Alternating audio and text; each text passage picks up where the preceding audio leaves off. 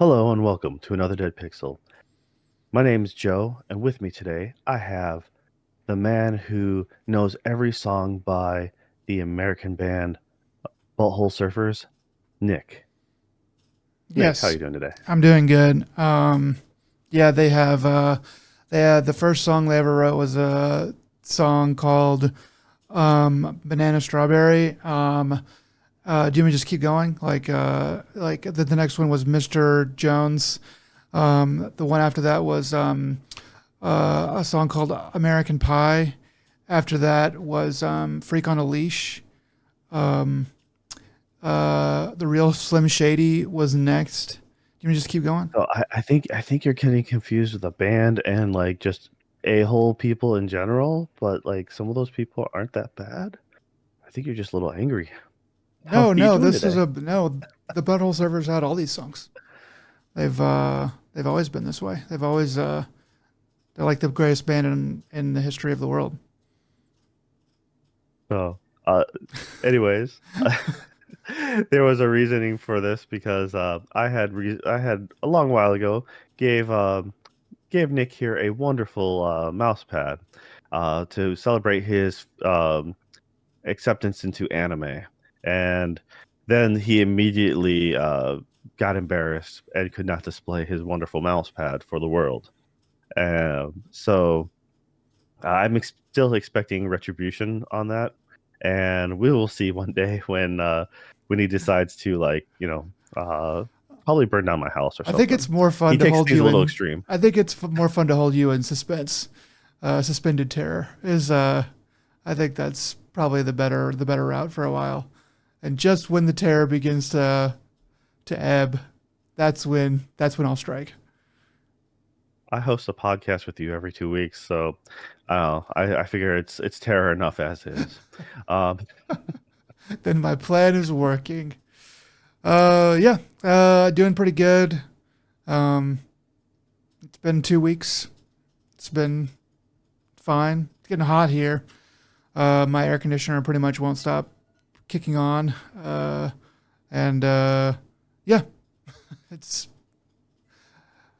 life in Texas. Yeah, life in Texas indeed. So no, man. On my end, things are getting a little bit better weather-wise out here. We're finally having a dry patch. So, yeah, it's been annoying, to say the least, when it comes to the weather. I'm not looking forward to summer. I'm not a summer person. Give me light jacket weather all the time. 70s, I'm golden. Even 60s, I'm all the time. That's fine. I don't need to go to the beach. Yeah, yeah. Summer can be pretty rough. There's a lot to do in the summer, but it's also just too dang hot sometimes. But it makes good weather for playing video games and stuff like that. Yes. I mean, were you allowed to play games when it was like sunny and shiny outside when you That's were a kid? literally all I was allowed to do, pretty much.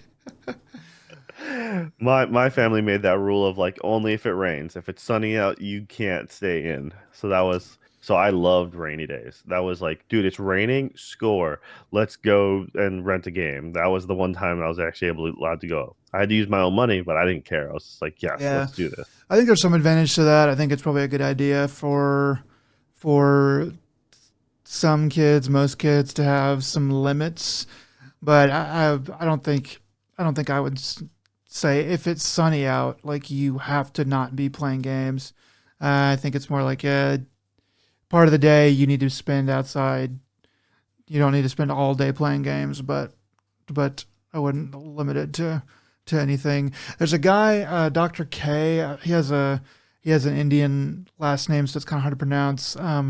But he does videos on mental health and video games on YouTube, and he has a video. I didn't watch it, but the it comes to mind. He about 'cause it's about this.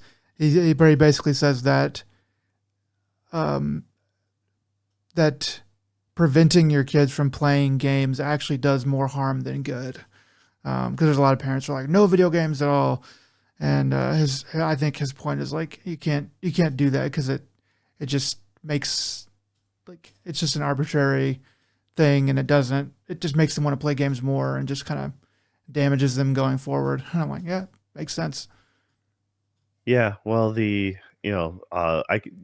growing up, it was the consensus that video games would rot your brains, and then the moment they started becoming remotely violent, like they're gonna make everyone into serial murderers.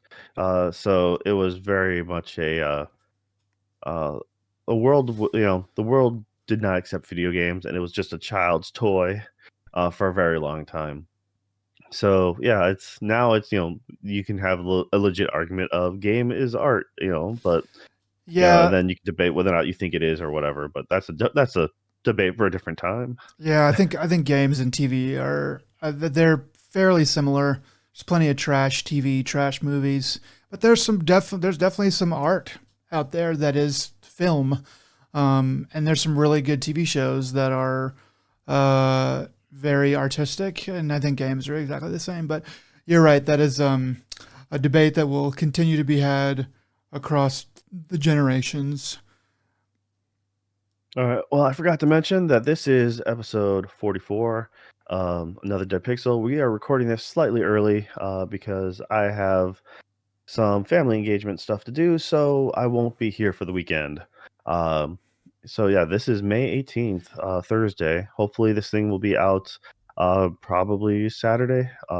Maybe a little early, but that's only if you harass Nick. But by the time this comes out, it'll already be too late. Uh, So you can then hate him for it afterwards.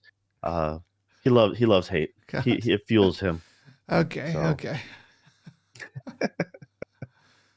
all right. So we got a few things on the news docket. So why don't you take it away with the big one? Yeah, so we have some big things that happened this week on May 16th, so 2 days ago as of this recording, on Tuesday, I guess. There was a Overwatch podcast thingy. I forget exactly what the show is called, but if you Google it, you'll find it pretty easily. But on this official podcast for Overwatch, um, they brought on the game's director, Aaron Keller, and the game's executive producer, Jared Naos. And they had them, they basically talked about how they were canceling a good bit of what Overwatch 2 had promised to have. And it was a fairly short conversation at the end of the podcast there, but and it was somewhat awkward and a little bit mealy mouthed. But the long and the short of it was they. I have my notes here. There's a couple different things. There's story missions that they promised for Overwatch 2. And they're still planning to do those in season 6, which should be, that's the fall. But they also promised hero missions. That seems to be cut completely. Replayable co-op. They're still planning to do it, but I didn't get an exact date or time period when they were going to do that. Leveling up heroes. That's going to be cut. The customizing abilities, the talent trees that they promised, that has also been cut. There were a couple things that they promised back in 2019 in that original presentation that they have delivered on. I wanted to make note. There was a new character named Sojourn that came out 2.5 years after the announcement of Overwatch 2. I think it was basically supposed to come with Overwatch 2, so that kind of makes sense. But so they did make good on that. And then there's a PvP mode push that got released. It seems like that was also released along with Overwatch 2. And then there were 6 new maps that were released at the time of Overwatch 2. So yeah, so I'm not a big Overwatch player. I think the gameplay is good. It seems like a good game. I played some of it. It's a good game, but it's not the kind of thing that I like to play. So it's I've tried it a couple times and it just doesn't really click for me. So that's kind of why I seem to be a little bit out of the loop on some of this stuff. But yeah, that's kind of the rundown of what was promised and what's been delivered and what's been cut.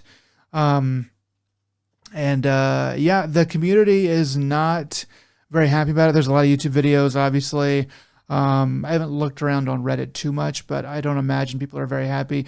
Basically, a lot of people are saying that these cuts pretty much defeat the purpose of having a two at the end of the word Overwatch. Yeah, for sure. I mean, it's more or less just the same game. Now if they like overhauled the engine massively, or if they, it's like they didn't. I don't know. It was really disappointing because the way they came into the idea of Overwatch 2 and the way they were saying, they hadn't convinced me from the start. I actually really liked Overwatch 1. I played it quite a bit for a while. Uh, Never really good at it, but it was a lot of fun nonetheless. And I had a good group of friends who also played it on the regular. Then eventually got to the point where we, kind of dwindled down, stopped playing it. I'd only play it during the special events just for the different modes that, they had introduced, which was really nice. And the idea of having PvE, the actual story mode campaign was really enticing. I also didn't really expect much from them because I don't know, they just like I said, the way they presented it seemed half-hearted. I couldn't buy into the hype they were trying to sell, and when it came out, it stumbled.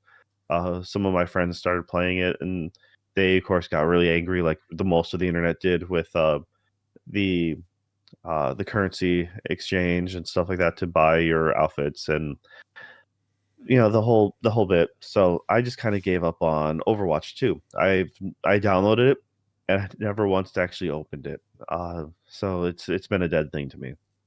And with this, yeah, I most definitely was not gonna like Uh, if they had created a fun campaign or interesting because their storytelling with the cutscenes with those trailers is phenomenal. It was always really fun. He's like, yeah, I really want more of that. And if you can get flesh out the world, flesh out the backstories with gameplay, yeah, everyone wins. We're all happy. But for some reason, they've not some reason. I mean, for them, it doesn't pay to do all this, and so they're like, yeah, financially, we're just gonna, at least that's the feeling I get. I didn't bother reading all this. I just read the headline, and I was just like, yep, totally checks out. Not surprising at all. well, when you start looking at the timeline, it's just insane. I mean, you're talking about 2019. Obviously, they didn't know there was going to be a pandemic. But we're here, you know, Overwatch 2 was released almost 3 years later, with nothing, well, not nothing, but very, very, very little. The six maps, they should have, I mean, those could have been doled out, every, you know, 6 months or something like that. I don't know what the math would work out, but they would probably be able to dole those out over that amount of time. PvP mode, push, they could have put that out pretty much any time. The new character and the ones that have come after, they could have put those out anytime. Just as they went. So it's baffling to me. In 2019, when you announce this Overwatch 2 thing and then don't give a date for release, it's a bad sign. But to me, you kind of got to have something pretty close to ready when you announce something like this. I know a lot of times games don't, but it's just so stupid. Like, it took you 3 years to do next to nothing. I mean, there's no big changes here. It's all business as usual. And the stuff that they are going to release, like the story missions, and the co-op, like one of those things should have been ready by October of last year. So I'm just like what were you doing? And why did you announce this stuff in 2019 if there was no possible way that you were even close to ready? I mean, to me, you announce in 2019, you see you see how this stuff goes, and then you release in 2020 or in 2021 maybe. But to not do it until almost 3 years later, and to be completely half-assed at that. I mean, big time games are made in 3 years. Uh, it's They just were a also trying to dodge lawsuits. I don't remember that part. Are Activision, like with all the higher ups and everything like that, there's going to be, uh, it's just like they've suffered a lot on the back end. Oh, so you're talking about like I'm all the sexual harassment lawsuits. You think that them fighting that with one hand, Blizzard's probably like, we can't they're really. not all hands are not on deck, That's and fair. it's not 100% commitment. Like I said, the way they threw together the concept or the way they pitched Overwatch 2 always felt half-hearted. I mean, because if it was really a true sequel of sorts, that you think they would just launch a whole new game. They would from the ground up. They can do a Call of Duty style, like, hey, we're building off the foundation, but also we're making enough changes to warrant having a new setup and a new price point for everything. Instead, they were like, yeah, it's always been like the idea of it has always been a Overwatch 1.5. It's like it feels like more of an old school expansion than it would have an actual true sequel. So that's why Yeah, that's what doesn't make sense to me is like this is the company that's been doing expansions for 20 years to WoW. You know, like why are you I mean, I'm wondering what data they were seeing that was like, no, you need to release an Overwatch 2.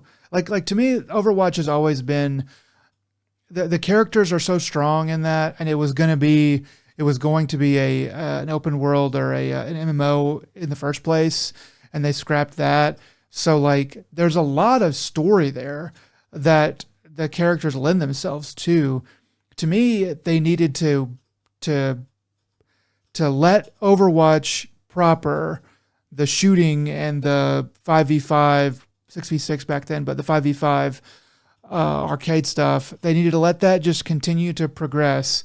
They need to create a separate team to create a essentially a single player experience or maybe like a co-op player experience and tell a story with maybe the top three most popular characters, um, and then put that out, see how it does, and then if it does really poorly or just okay, then you just say, okay, we're not going to do any more of that. We're just going to continue on with our slot machine, shooter.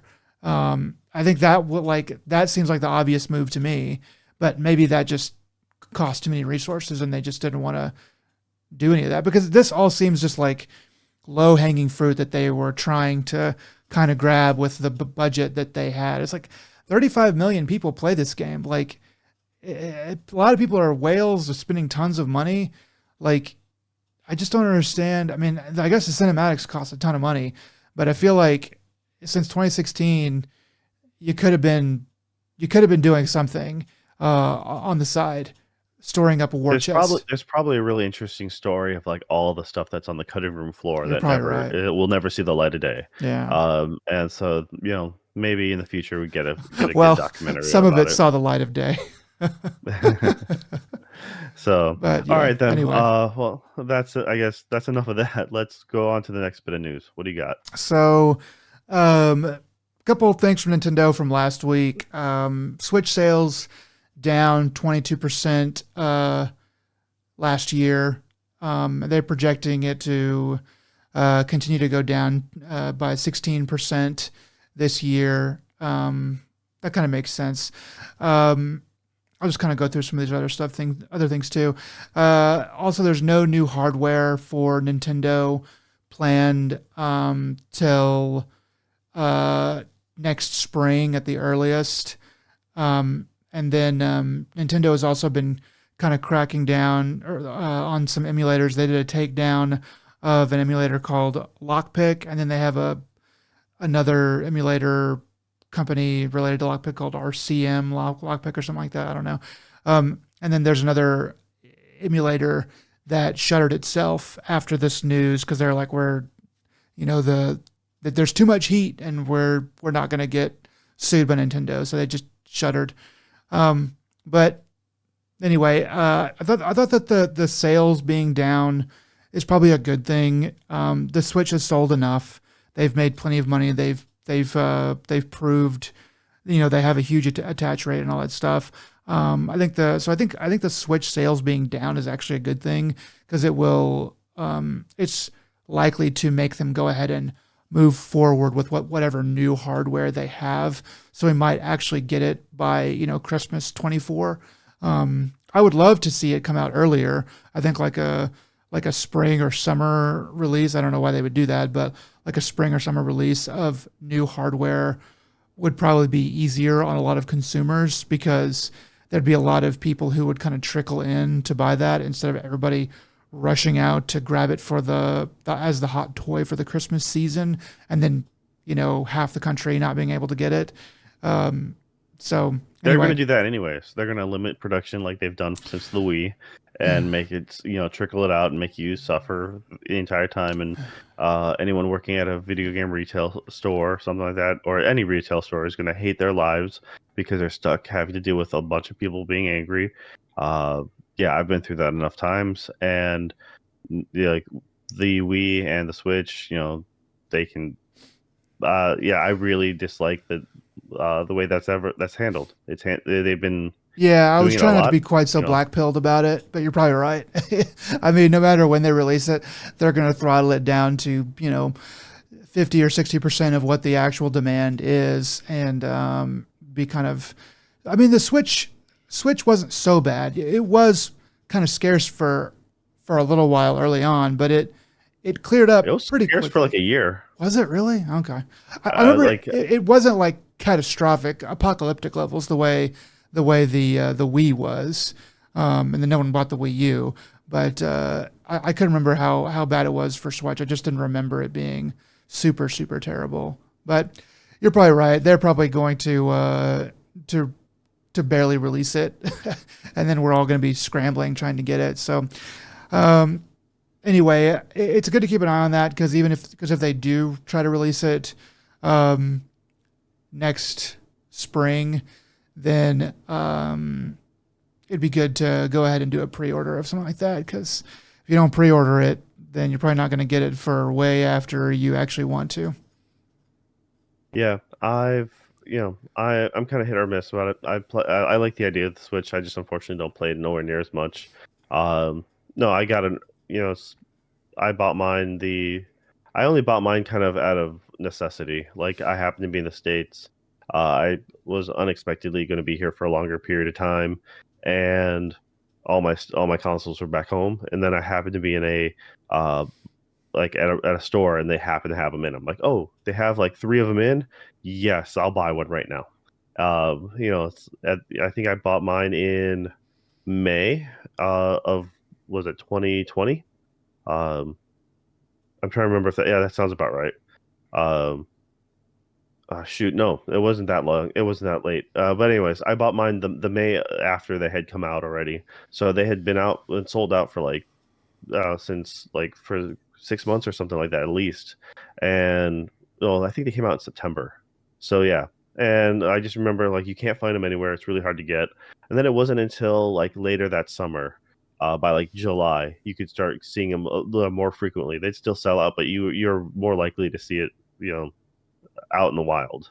So until that point, I had not seen it at all. So yeah, that's why I was like, and it did me good for the first couple months. I was like, yeah, I played a couple really good games. Um, the then a lot of the temple releases, that's where I got kind of let down for like Animal Crossing. I was like, oh, Animal Crossing, I'll buy a whole new system, and that way me and my spouse can play, and it's gonna be great. And then they're like, yeah, no, we're really gonna make it really difficult to play multiplayer on this, and like all this. I'm like, you know what? Okay, cool. I'm not going to buy a second one, and in fact, I'm not going to buy that game. So yeah, I got really bitter about that. Yeah, But no, Nintendo. overall, the Switch has obviously proven to be a powerhouse. The sales are only going to go down because not pretty much everyone and their mom already has it at this point, and unless if they're coming out with a small upgrade, like, oh, I want to buy the OLED version. I had a coworker debating that. They're like, yeah, do I want to buy it? I'm like, do you play it handheld a lot? They're like, no, I use it almost all the time on the TV. I'm like, then no. I mean, the only reason why you'd want to buy one is for that new limited edition Zelda. And he's like, oh, yeah, you got a point. I'm like, oh crap, I just made you Oh, spend you the money, did. didn't I? I just voiced it in the opinion. It's like, well, I won't be surprised if I see him next week and he's like, yeah, I bought it. Yeah, I mean, I fall into that trap of wanting, the limited edition Switch or the limited edition Switch controller with the Zelda, paint splashed all over it. It's cool. I want it, but I'm also kind of like, well, I already have two, and in reality, I don't really need that. And honestly, like, if you're gonna spend that kind of money, you may as well just buy a really nice poster and a really nice frame, and then you can actually enjoy that a lot more, a lot longer, than a little bit of paint that's put on a Switch, on the back of a Switch that you're gonna play docked anyway. It's just one of those things. But you put in here another thing kind of related to Nintendo, so I think we should go ahead and get it. Legend of Zelda, Tears of the Kingdom, 10 million copies sold in 3 days. So that's pretty impressive. I don't think it really surprises anybody, but it is still impressive. Yeah, it's getting great reviews, obviously. I'll just go ahead and say I have started playing it. I'm not going to really talk about it today. I'm going to play it for a while yet, but I'm about like probably 10 hours or so in. And it is very good. It is very good in my opinion. But yeah, so 10 million copies sold. What do you think? Yeah, it's gotten a lot, rave reviews across the board. Not that surprising. I think the surprising part is actually it runs really smooth. It's really optimized for the system. It actually It is. was Yeah. debatable because a couple more recent titles that have come out for the Switch has been less than perfect, let's say. And they somehow made this game as bigger and better, and still run just as smooth. So that's really impressive on the technical standpoint. Uh, yeah, that same coworker I was just mentioning, uh, they were so excited about Tears of the Kingdom. They like for the like multiple weeks prior, just every day, like, dude, it's coming out, man, it's coming out, and they ended up going to the, like, last minute. They found a or they way too late. They decided to try to hunt down a or the collector's edition, Oh and no. so they were actually able to, like, I'd give them suggestions. I'm like, okay, there's stuff around here, there's stuff like, and then I'm like, all right, well, check around your location. They actually found one at a GameStop. Was still able to pre-order it like 3 days prior. When I'm like, because I told them, like, you know what? They know if they have it in stock 'cause by now. Uh, they usually receive that inventory, usually 4 or 5 days prior, and it'll be in a box saying "Do not open," street dated for whenever, Yeah. and so they know what their quantity is, and if they have available quantity, they'll still pre-order it to you. And yeah, he did. He pre-ordered it like 3 days prior, showed up for the midnight launch. Went to work the very next morning. Totally expected him to call in sick. He's just like, yeah. He's like, I already completed the first dungeon, and I'm like, really? It's you're like, did you get any sleep? He's like, I got 2 hours. I had 2 hours, and I had to drive an hour to work, so it was just, um, Dang. I mean, it's funny because I really don't want to talk about this game yet, but so I won't say too much. But like the early part of the game, it takes a long time. Like it took me probably 3, almost 4 hours. I did get kind of confused on this one part because I did it backwards. I kind of cheated and snuck up a thing that I wasn't supposed to be at yet, and I was like, "What?" So I was lost for probably about 40, 45 minutes um, as to what to do. But that opening area does take quite a while. Dang, he must have beelined it to the dungeon. I don't know. He must have. I figure he probably played it for like 4 hours roughly. Uh, 3 4 hours. that's. I mean, maybe he's really good at games, and maybe I just suck really bad. But like, I feel like it'd be pretty hard to get all the way, because like the first dungeon, like you have to. Well, I don't know which dungeon he picked. He might have picked one of the. Maybe there's an easier one, but the one that I picked, um, you have to spend a long time just getting there. And I don't see an easier way around it. But I don't know.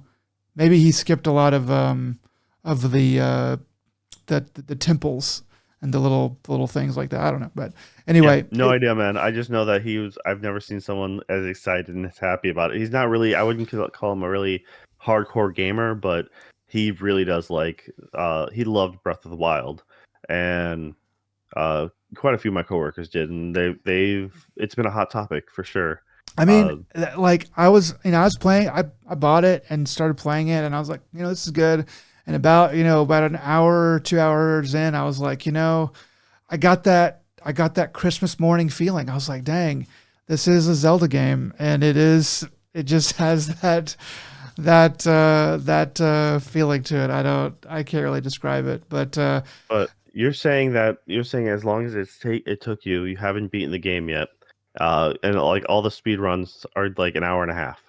So I yeah, I don't mean, see the problem. I think you can just go straight into. I guess you can just go straight to Ganon's or whoever's hideout castle thing pretty quickly. But I mean, I imagine, I don't know, like I would like to see how fast those speedrunners beat it the very first time that they put their hands on it. Because I mean, an hour and a half sight unseen. I think they probably got the emulated version. They probably were looking through the code, and they probably were like, "Oh, you can do this here. You can do this there. You can break this wall and sneak around." And that's what they always do. They just break the game. It's like, "Oh, okay, cool." Don't be angry at their skill. They're so skilled. They're so skilled. They're so cool. They did it first. Yeah. It's I remember when Breath of the Wild speedrun happened. I'm like, that was pretty awesome to watch actually, and the the things that go involved. I'm like, that there is a level of difficulty for sure, especially Breath of the Wild having if you haven't done the four other like sub bosses or whatever, then you have to go through all them before you fight the final boss. And I'm like, oh, that's actually a neat gimmick or a neat twist on it, which I would have never known because I completed everything before getting to the final boss, and then it was a much easier time. But then to watch someone underlevel, underpowered, still be able to pull that off, I'm like, yeah, that does take actually like quite a bit of effort and It, time. it is. It is Uh, really cool. I'm just jealous. yeah, I'm curious about the. I'll probably end up just watching the speed run for Tears of the Kingdom because I'm not Yeah, going to get around to playing it anytime soon. you're not a big fan, and I will go ahead and say that it is a better Breath of the Wild, and that's reductionist to say that it's Breath of the Wild, but if you did not care for Breath of the Wild, then this game is really probably very likely not going to change your mind. Um, I'm more interested in seeing what other people do with the game because due to that, I know that they have the building mechanics, and people are going to make some wild, stupid stuff, and it's going to the, be hilarious to watch. there's already a lot of So articles about online about different people doing different, cool, weird things. So I think that you're going to get your wish. I feel like it's going to be someone's like version of Kerbal Space Program, and they're going to just see what they can do in game. The game does feel a little bit like Little Big Planet in that way because back in the day, that first Little Big Planet, I think it was the first one, maybe it was the third one, I can't remember. Anyway, I remember playing that on PS3, and they had levels you could build, and then they had like you could make vehicles and stuff like that, and that was pretty cool. They were always way too wonky and very hard to control. This game, it's not as it's you can't really be as it's harder to be creative, but the rules for the vehicles and them actually working as intended, are there. Those rules are there, so you can kind of use that stuff a little bit more easily than you would think otherwise. So it's pretty cool.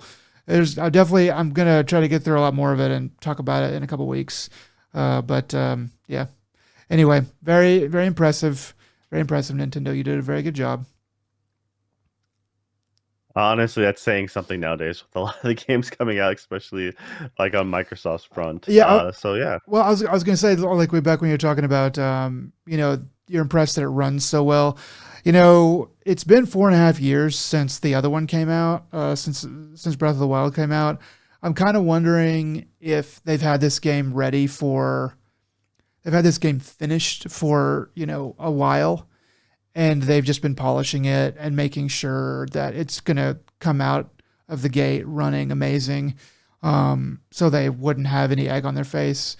Because we did have an inkling of an idea that it was supposed to come out, last year, last Christmas, around that time, and I'm kind of wondering if they were like, we want to be Game of the Year, and we don't know if we're going to be able to do that with Elden Ring being released the same year. So maybe we'll just push it back and polish it up and ring in 2023 as our Game of the Year contender here, because it's gonna be pretty hard to beat. I don't know if there's maybe Diablo 4 can blow people's socks off. I doubt it. But there's not too many other games that are going to come out this year that I think have much of a chance at beating it. But we'll see. We'll see. You never know. Yeah. All right, and then you have one other news article about sales numbers, since we're Yeah, talking about that. more sales. This was from last week too. Jedi Survivor launch sales are up 30% over Fallen Order.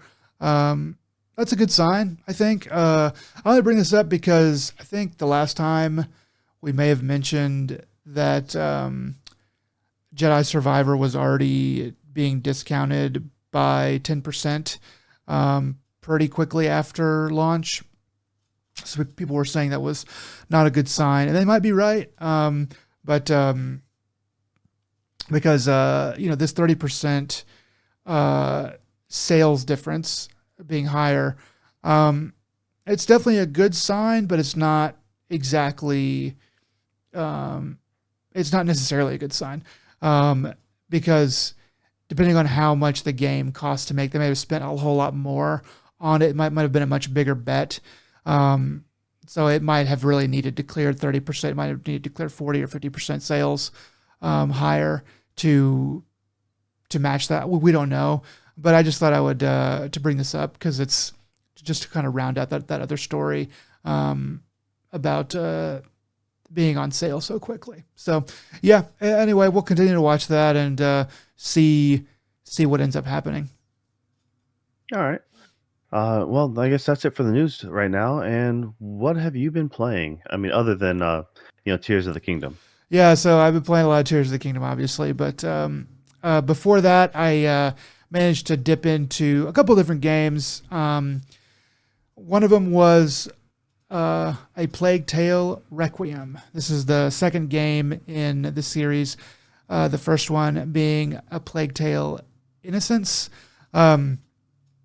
So A Plague Tale Requiem, I'm playing on Game Pass. I haven't played very much of it, but I played a little over an hour, I think. I really wanted to play the first one, but it kind of got away from me. This one, I figured, well, I may as well jump in with the newest one and just kind of see what they have to offer. It's good. The gameplay is solid. It's a nice small game. I think it's like $40. It was $40 when it was new. I think it's on sale pretty much all the time now. It's well acted. The story is good as far as I can see. It's just a really good game. I wish there were more like this. Some of the things about it that I would say are kind of problems is I am running it on an older machine, but there's a ton of screen tearing. And there's a lot of kind of little knick-knacky issues like that. I brought the settings down to to as low as I could, more or less. Um, and it's definitely playable. It's just kind of ugly to it's just kind of an ugly experience, going through it. And while I am playing on an older machine, I have played quite a few games, newer games on this old machine, and they run better than this. So I'm kind of wondering if it's just sort of poorly optimized. There's a lot of dark areas, and it seems to do really well in those dark areas. But early on, there's some fully lit spots with quite a few people walking around, and that seems to be a place where it has a big problem. But overall, it's a game I'm not going to get a chance to really go through that much, but it is fun. It is a game that I really wish I did have time for, because it is pretty cool. But yeah, overall, Just letting just letting you know that your graphics card is the bare minimum. for this So game, yeah. you barely are running acceptable. I'm not sure what your CPU is, but yeah, your GPU is literally right there as the baseline just to enter. So Well, you must be this high, and you're just like you should be playing it at 10, probably 720p 1080 at low settings. Uh, Well, I mean, I am definitely playing at 1080, and at low settings. Everything like turned down to basically as low as I can stand. And it's fine for the most part. It's just the screen tearing in some of the more well lit, populated areas is just wild. But besides that, as far as gameplay goes, though, it is good. There's some annoying parts, but there's some annoying parts with because it's a stealth game and you are incredibly weak. You are just so weak. So they do a good job of saying, okay, you are definitely going to have to do this game stealthily. Um, some of the resets when you die are pretty irritating, but it's not so bad once you kind of get the hang of it. You kind of learn, okay, I really need to make sure I do something like this, or I need to make sure I'm really careful here. You kind of get the hang of it, but early on, you're like, dang, I got to go all the way back to this point, or like, how do you really get through this? But it's a good game. I think it's worth a play. yeah. Well, speaking about you know, uh, resets and irritating. The game I've been playing has been, I mentioned it last time around, and got to put in quite a bit more time into it. Is Redfall. Uh, Buddy and mine have taken quite a bit of time to try to play during the week, and this game, I want to like it. And playing with my buddy, it's an okay time, but as mundane of an okay time as you can have, like the fun we have is because we're hanging out together. That is Yeah, the gist of this. So we're both playing on PC, playing on standard difficulty, and it is uh, it is a weird game to have come out like this because it's just there's visual aesthetics aside, because some people like the aesthetics, like the kind of comic book style caricature. Oh, certain the vampires' arms are like a little lankier than normal, and the color palette's a little cartoony. And you know what, that's fine. I don't have a problem with that. It's kind of a Fortnite reminiscent. Uh, and when it comes to stuff like cutscenes and stuff like that, they're like, all right, I don't mind a comic book cutscene. You show me a still panel, you have people talking over it. That doesn't bother me. I just wish they had more than one panel instead of them just panning from left to right,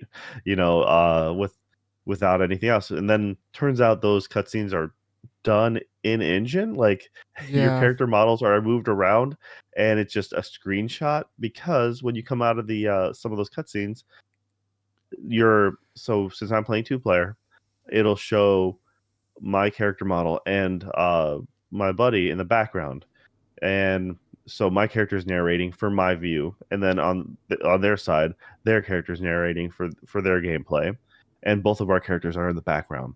Turns out sometimes when we snap into real gameplay, we'll have a clone of ourselves, like a statue, just chilling in the same weird position. His character was hunched over in a particular scene, and then when we all came back, I'm still seeing that character hunched over while he sees my character doing whatever like T pose before, and then every now and then going to the map, or inventory, character just T poses. I'm like, wow, that's incredibly unpolished. And it's just the game has a solid, like, you think, like a foundation. Like you can see where they were going with this, and it's just like that. This game had so much potential, but considering the fact that there's so few enemies on the field, and then when they are there, sometimes they're like clustered together, which is a slight challenge. But your run of the mill vampire, especially just playing with me, just two players, we just need to get a beat on that guy, and the moment we let loose, we just melt through them in a heartbeat. It's like they're nowhere near a challenge. We've faced a couple under bosses or like special variant vampires, and other than taking more bullets, that's really about it. It was like zero challenge. Um, I'm I want to like this game. Actually, there's something about it that is just like I would really like to get into this game, but it's just like there's nothing. There's just a void. It has a lot of like the leveling system is pretty neat, and like you can see where you'd have a lot of fun with friends. Just unfortunately, the world is so bland, I guess. I mean, it's the concept of a New England setting sounds great. The some of the story beats are like kind of neat, but it's just everything falls short in so many ways. Uh, and I really enjoyed playing it. As weird as it sounded, I enjoyed what little time. But like I said, if I had to play it by myself, that'd be a different story. But there was just there's that checklist mentality I have, where something like playing a Ubisoft game like Far Cry or something like, oh yeah, you can see the map. You can explore the map. You find safe houses. You can take those over. You can find smaller objectives. And like, if you want to do a bunch of that kind of stuff and you don't want to have stress, you just want to take a leisurely time, I feel that this game is zero stress. Yeah, Which is it, maybe that's why I'm liking it. Maybe it's just because I'm like, you, all right, hey, you want to just hang out and chill and just like mindlessly kind of wander and shoot things? Sure, okay. And taking that's how it into is. taking into account my very limited time playing this game, and then everything I've heard about it, it seems like a game that Arcane did not want to make. Like they just seem totally uninterested in the making of the game. The like you said, like the cutscenes being done in engine and just being a pan across the screen. The huge amount of bugs, the non-existent story, like there's nothing. Like they're just not bringing anything to the table. It's not trying to do anything new. I mean, like Back for Blood is this game, but way, way, way better. And it's not even that good. Back for Blood's fine. I don't hate it, but it's way better than this game, and it just is really not even that good. I just like the shooting just like it was so cookie cutter, and then the auto aim was so strong on it. It was like just it's so easy. The game is just it's just too easy, and it just doesn't feel like it feels like it was made by like maybe an Arcane's B team or something like that. Like they just were like, yeah, here you go. Here's Redfall. We're not going to spend all that much money on it. Here's a good way for you guys to get your feet wet and figure out maybe you'll do something cool and impress us. But here you go. Um, yeah, it's just sort of whatever, man. It's sad, but So, are you using a controller when you played with it? Because you said the auto aiming on there. yeah, Because I'm using the keyboard and mouse. Okay, I use so mouse and keyboard. It yeah, auto aims because for you. oh, I didn't really see that as a I've actually done really well with just the assault rifle, and I'm like that in the sniper rifle rolling with most of the time.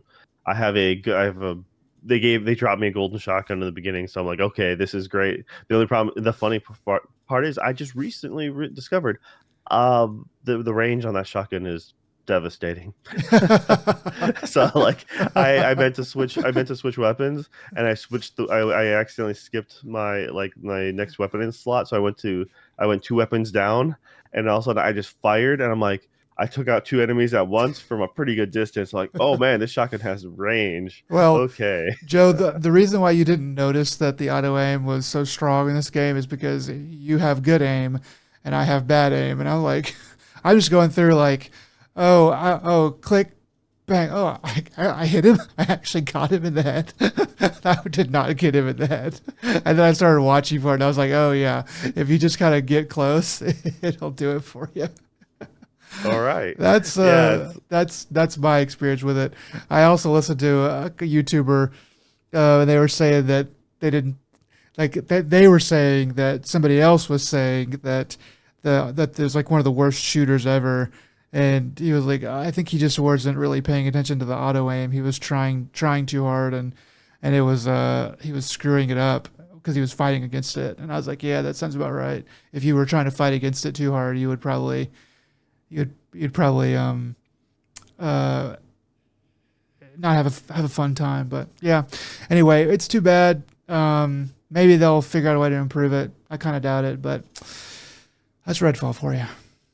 yeah, I mean, it is most definitely disappointing, but it's like maybe like a lot of these other games, I'm hoping they'll continue to work on it and maybe make it a game that, by the end of the day, people will look at and be like, all right, the final outcome was at least, it should like how it should have been when on launch, but at least it'll leave an okay memory. But yeah, that's this game. It's fun to play with friends, not a challenge. So if you want something easy, laid back, have a chill time, then by all means, this is the game. Uh, but yeah, it's I'm probably gonna end up dropping it pretty soon, uh, which is unfortunate because I really wanted It to was like it. supposed to It's like I be, said, it does enough neat little things, and like you can see th- in a world, a parallel universe where this game actually came out, polished. yeah, I think that would have been a great thing to see. Where And yeah, you're right about that B team. I mean, it feels like how Platinum Games, comes out with stellar, phenomenal action games, and then they come out with like Legend of Korra, yeah, this big pile of crap. So yeah. Like I that's wonder. Gosh, I was gonna say something. You made me forget. Um, yeah, like this game kind of, it was never going to be an S tier release. I don't think. But it seemed to me like people were thinking it was going to be like an A tier release for the year. But I didn't really see that ever. I never thought it was going to be all that great. But I think a lot of people did. And it's just sad that it ended up being what it was.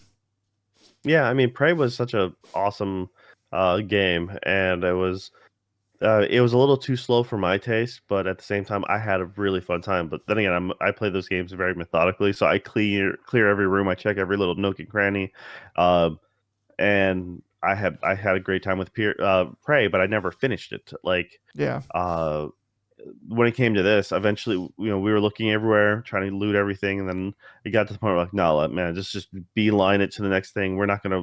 We'll run into a few enemies. Who cares? And yeah, we just started knocking out story missions, and like right away. Once again, not the most difficult, and unfortunately, not as rewarding as it should be. I feel like whatever game they come out with next in this vein, I think they've walked away with this with a lot of things to learn from, and it'll probably be a much better experience. But just coming from a studio that does really stellar stuff, pieces of work, to this is, a huge blow to their portfolio, that's for sure. I mean, whenever people think about them now, they're gonna be like, "Oh yeah, they did Thief and Prey, and oh yeah, they did Redfall," so Yeah. Yeah. Oh, well. We'll see what happens next with Arcane. yeah. But outside of that, that's really what we've been up to. So, yeah, if you made, it's a little shorter episode today, about just under an hour, and that's all right. So, thanks guys for sticking with us. Is there anything words of wisdom you want to leave our audience with? No, I have no All right, wisdom. there you go. Nick has no wisdom. Uh, you heard it here first. Very true. Very true. All right, thanks a lot, guys. This has been another Dead Pixel, episode 44. Until next time. Take it easy. Bye.